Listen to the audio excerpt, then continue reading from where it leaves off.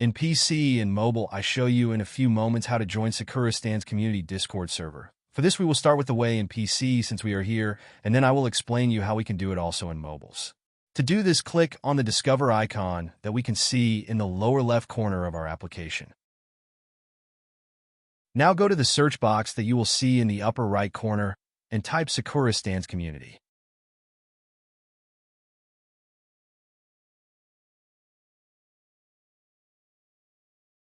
Now click on the server we are looking for, and then click on the Join button at the top of our Discord application.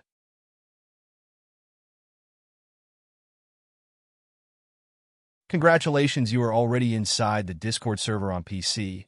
On mobiles, it is quite likely that you cannot do this same process as it does not usually show the option to discover.